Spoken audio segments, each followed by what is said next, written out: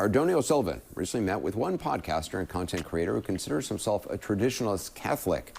You might be surprised to what he is preaching online. Here's Doni's report. We're rolling, yeah. This is where you go live. He liked women's lib.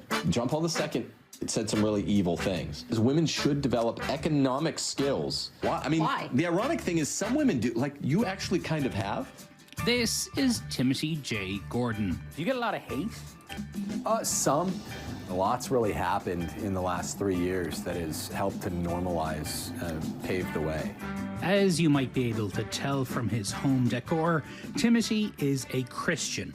In fact, he's part of a conservative Catholic movement known as traditionalism. Basically, society it's kind of the matrix. If you look at it from outside the matrix, everything is wired to make women think that they can be independent. And women are... Oh my God. What a strange way to view the world. That's crazy. He just hates women. Like, that's it. Aren't independent of men. And this is, Bible teaches us this. St. Paul says it in 3 places. Women are by their nature dependent on men, and they're happy that way. And they get miserable when they're forced to be the main character acting like a man out in the world. Bro, look at these tiny ass bananas. Timothy is part of... I've never seen a banana like this. I don't know what the I want to see what it tastes like.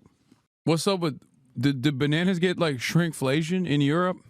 Do the Europores not know what a real banana looks like? Is this a different type of banana? Looks average to me. Okay, chatter. You don't have to reveal that. That's average. Big, actually. This is the tiniest banana I've ever seen. I didn't even know they made him this tiny. Tastes normal. This is so tiny. Am I crazy? Of Manosphere, a group of online influencers that tell young men they need to fight against feminism. There's some competing iterations of how to restore masculinity. You've probably heard of, Andrew Tate, and those guys offer a perfectly valid critique of feminism. The woman must learn that her man is an iron mounted and the easiest path is to obey. But Timothy says people like Tate are not helping. They're bringing solutions to these young men that aren't true. And they're saying, sleep with a bunch of women, contraception and birth control. I mean, there's basically feminism for men. March has turned out to be International Women's Month. Timothy has 8 kids and preaches an interpretation of the Bible that is rooted in patriarchy. He hosts a podcast which his wife Stephanie sometimes appears on. Now, my wife doesn't have to be a follower of any of all men, but every woman is literally called in 8 places in the New Testament to follow her husband under pain of sin. And that's the way it's good. That's the way she should. Dude, like doing Bible studies just to find a new way to shit on women is so crazy. Like, he couldn't just be like a regular misogynist. And it's not enough that like most religious people of every different background will have a healthy dose of misogyny baked into their collective consciousness. This guy had to specifically be religious for misogyny. Like in the same way that slavers would use the Bible to justify slavery. That's crazy to me. Her love for God. Mike Lewis is the founding managing editor of the blog Where Peter Is, a site he says was set up in part to respond to American traditionalist Catholics' attacks on Pope Francis. Like Tim Gordon's argument is it's there in black and white in the Bible. Women are there to serve men, men are dominant. There is a patriarchy. Well, I would classify that as a fundamentalist point of view.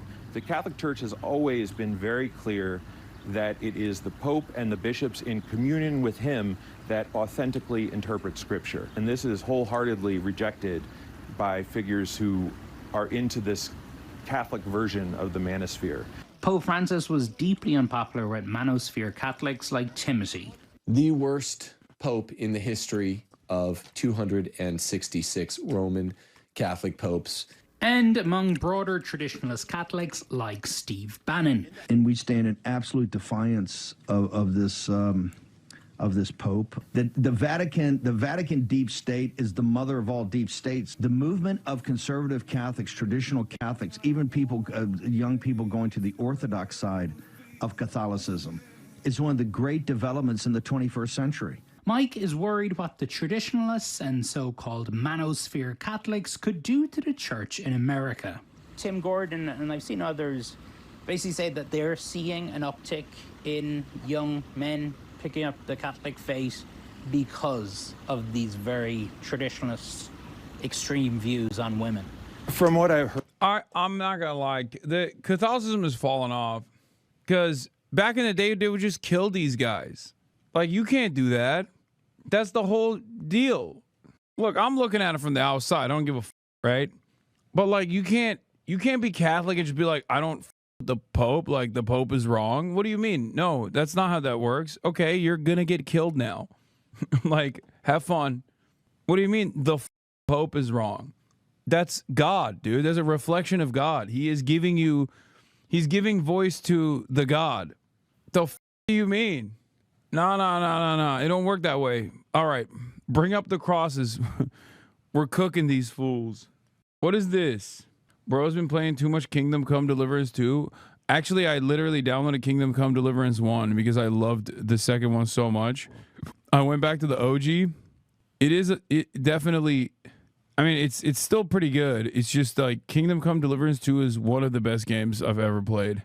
So it's hard to come close to it. It's like, it's a jankier version of Kingdom Come Deliverance 2.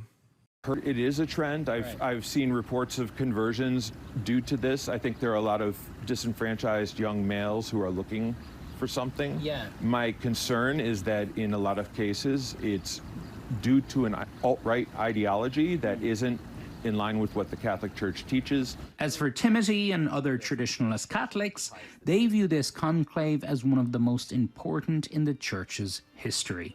What happens if the next Pope is like Francis? It will be catastrophic for the church because if there's another Francis prototype, then it'll probably mean schism in the church. Antonio Sullivan joins me now. So what are Timothy Gordon and others who believe what he believes looking for in a pope? Yeah, they clearly want a far more conservative pope than what Francis... Dude, yeah, he's gonna nail his posts on the door of the church, and it's all about how women ain't shit and they deserve less. Okay, my man said we're gonna invent a new type of Catholicism. There's gonna be a schism in the church, but this time it's like we gave women too much. The Nilk schism. Oh, 99 theses on misogyny. Yeah, more like 99 feces, dude. Dookie opinion having ass. Ay. And look, a lot of this goes back to the traditionalist movement within Catholicism has been around since the beginning of the church. A lot of this goes back to pre-Francis to the 1960s, to the Second Vatican Council, otherwise known as Vatican II, which brought in things like having the Mass in local languages, in English and in Spanish. Traditionalists, people like Timothy, people like Bannon as well, actually want to revert back to having a Latin Mass, a Latin-only Mass. So there's a lot of that. Which has obviously been a big It's been a big thing. Issue. And so you have this debate happening in terms of like how conservative or traditional the church should be. And then we see people like Timothy tapping into this new world. Yeah, there's another thing that they want to go back to, which is blaming the Jews.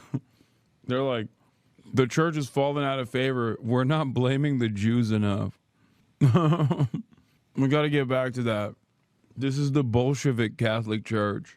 This sort of manosphere, and really, you know, Timothy is a Catholic. He's well read on it and everything else like that. But what we're seeing is this strain within the manosphere of basically men who are looking for a reason to be dominant over women, and finding this version, or as Mike Lewis would say, they're really a subversion of Catholicism that preaches that yes, the patriarchy is a good thing, and yes, you should be dominant over women. That's fascinating. Tony Sullivan, thanks very much.